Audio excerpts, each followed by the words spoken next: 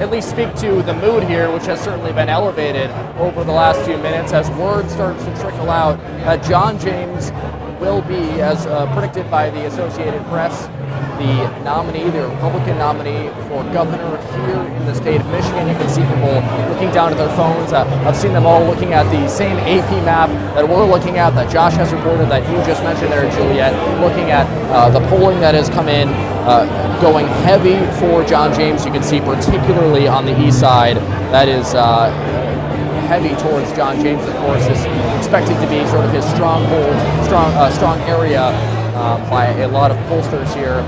The energy has been high all night, of course, going off of those polls that predicted John James, the congressman, the two-term congressman from the 10th district, would be the winner here.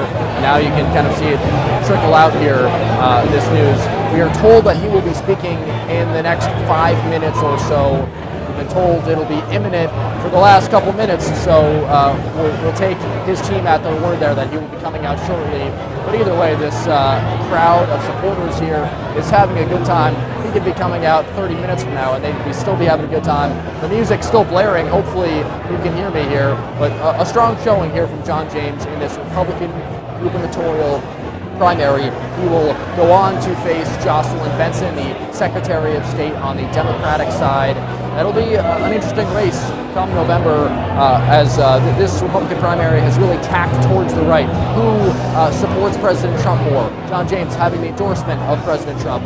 Jocelyn Benson isn't a candidate like we've seen in that U.S. Senate race, not as progressive as Abdul El-Sayed, probably not as moderate as Haley Stevens, perhaps somewhere in the middle. Both those candidates have pretty high name recognition. This is something that both of you talked about over the course of the night. Jocelyn Benson has served many years in office. John James as well, both 2 terms in Congress and major high-profile runs for statewide office, U.S. Senate in 2018, U.S. Senate in 2020. People are clapping here.